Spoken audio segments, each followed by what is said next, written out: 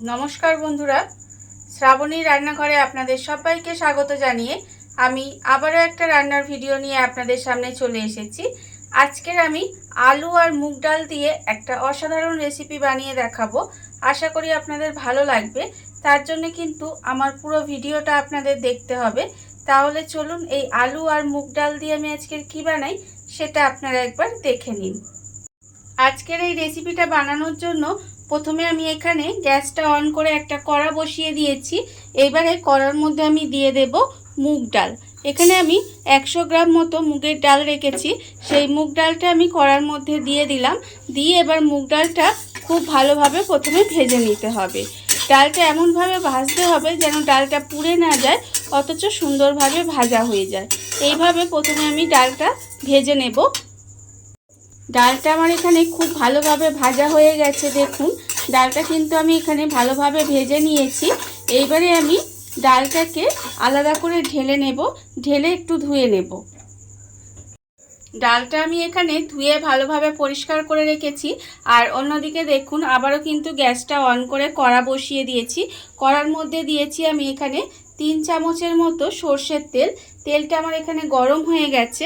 এইবারে আমি এর মধ্যে দিয়ে দেব একটা তেজপাতা, আর আমি দেব এর মধ্যে অল্প একটু গোটা গরম মশলা। তেজপাতা আর গোটা গরম মশলাটা দিয়ে আমি একটু নাড়াচাড়া করে নেব। এইবারে আমি এর মধ্যে দিয়ে দেব পেঁয়াজ কুচি। এখানে আমার একটা মাঝারি সাইজের পেঁয়াজ কুচি করে রেখেছি। সেই পেঁয়াজটা আমি তেলের মধ্যে দিয়ে দিলাম। দিয়ে পেঁয়াজটা আমি একটু লাল করে ভেজে নেব। পেঁয়াজটা আমার এখানে লাল করে ভাজা হয়ে গেছে। এইবার আমি এর মধ্যে দিয়ে দেব রসুন কুচি।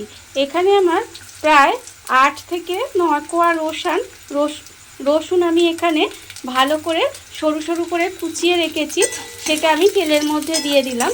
দিয়ে এবার পেঁয়াজ আর রসুনটাও একটু ভাজা ভাজা মতো করে নেব, যাতে রসুনের যে একটা কাঁচা গন্ধ থাকে সেটা চলে যায়। এইবার আমি এর মধ্যে দিয়ে দেব টমেটো। এখানে আমি একটা বড় টমেটোর আধখানা এইভাবে লম্বা করে কেটে রেখেছি। সেই টমেটোটাও কিন্তু আমি এর মধ্যে দিয়ে দিলাম। দিয়ে খুব ভালোভাবে একটু নাড়াচাড়া করে নেব। এইবার আমি এর মধ্যে দিয়ে দেব নুন। এখানে আমি আন্দাজ মতো নুনটা এই সময় দিয়ে দিলাম। নুনটা দিয়ে আবারও কিন্তু আমি খুব ভালোভাবে একটু মিশিয়ে নেব। নুনটা দিয়ে আমি খুব ভালোভাবে এটাকে একটু মিশিয়ে নিয়েছি, মিশিয়ে রান্না করে নিয়েছি। আর টমেটোটা কিন্তু এখানে একদম ঘাঁটা ঘাঁটা হয়ে গলে যাবে না, একটু আস্তে আস্তে থাকবে। সেই জন্যই কিন্তু আমি টমেটোটা এখানে একটু লম্বা করে দিয়েছি। এইবার আমি এর মধ্যে দিয়ে দেব হাফ চামচ হলুদের গুঁড়ো, হাফ চামচ লঙ্কার গুঁড়ো, হাফ চামচ জিরের গুঁড়ো, আর হাফ চামচ চিনি। এই সমস্ত গুঁড়ো মশলা আমি এর মধ্যে দিয়ে দিলাম।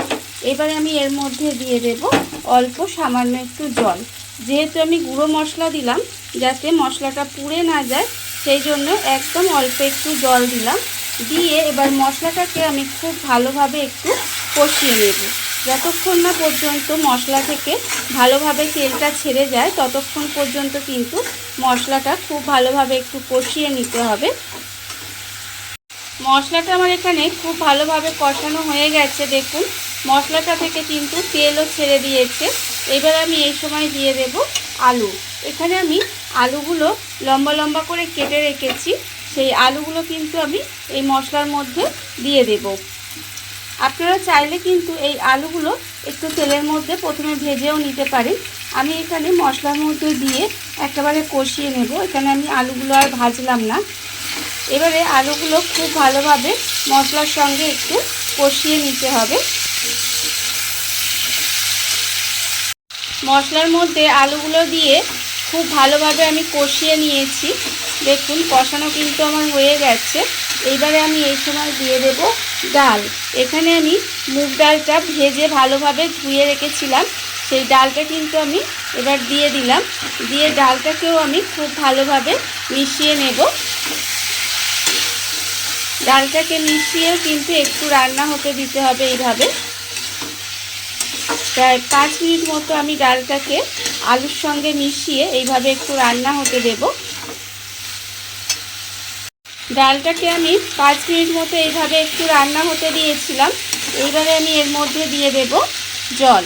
এখানে কিন্তু আমি উষ্ণ গরম জল ব্যবহার করেছি, আপনারাও চেষ্টা করবেন একটু গরম জল দেওয়ার, তাহলে কিন্তু জিনিসটা খেতে আরও ভালো হবে। এবারে আমি পরিমাণ মতো জল দিয়ে দিলাম যাতে ডালটা আর আলুটা খুব ভালোভাবে সেদ্ধ হয়ে যায়। এবারে গ্যাসটা কমিয়ে ঢাকা দিয়ে এইভাবে রান্না হতে দেব যতক্ষণ না পর্যন্ত ডাল আর আলু ভালোভাবে সেদ্ধ হয়ে যায়। গ্যাসটা কমিয়ে ঢাকা দিয়ে আমি এইভাবে রান্না হতে দিয়েছিলাম। দেখুন ডালটা আর আলুটা কিন্তু দুটোই খুব ভালোভাবে সেদ্ধ হয়ে গেছে। আর এই রান্নাটা কিন্তু একেবারে পাতলা হয় না, একটু এরকম একটু ঘন ঘনই হয়। রান্নাটা আমার প্রায় হয়েই এসেছে। এইবারে নামানোর আগে আমি এর মধ্যে দিয়ে দেব 4টে চেরা কাঁচা লঙ্কা, আমি ওপর থেকে দিয়ে দেব। আর আমি দিয়ে দেব এর মধ্যে 1 চামচ ঘি, আর দেব আমি এর মধ্যে গরম মশলার গুঁড়ো। এখানে অল্প সামান্য একটু গরম মশলার গুঁড়ো দিয়ে দিলাম। দিয়ে খুব ভালোভাবে মিশিয়ে দেব। মিশিয়ে গ্যাসটা বন্ধ করে দেব। বন্ধ করে দিয়ে একটু ঢাকা দিয়ে রেখে দিলেই কিন্তু রান্নাটা আমার এখানে রেডি হয়ে যাবে।